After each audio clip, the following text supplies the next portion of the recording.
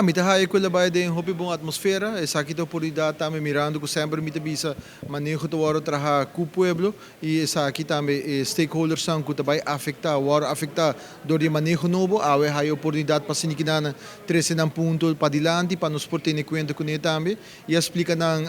que essa aqui do manejo temporário, dus tijdelijk e mientras tanto nós está finalizar capacidade de carga, estudo de capacidade de carga e assim que nós por implementar manejo que está mais largo, que está garantiza tanto a parte de sustentabilidade, mas também a parte de durabilidade para o que trata o setor aqui na. Qual são o motivo para um manejo novo? Seguro que sim, me quer que o manejo novo está para garantir também segurança e aceita o que nós tour porta de acordo com ele, me sinto também que vanuit tour stakeholders são que participar ave, nang meta também para garantir segurança e dona bom qualidade de serviço mirando que essa aqui não somente afeta nós como residente, mas também turista não tem como usuário de nang companhia não. O que nós discutimos com nós também criar comissão para o que trata implementação de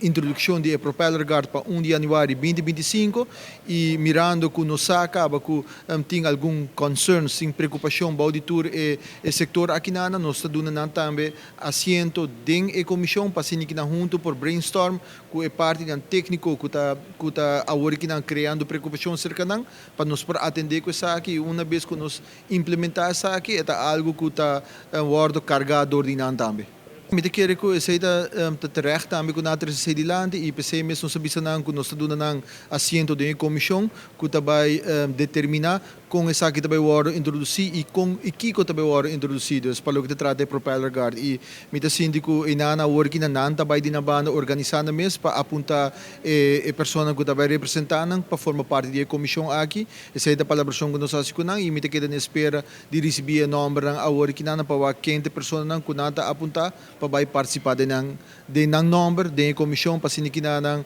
junto palabra kiko tabay ta introdução de propeller guard com nos aqui e parte técnico que está preocupando com nos vai atender com isso aqui também. Nós vai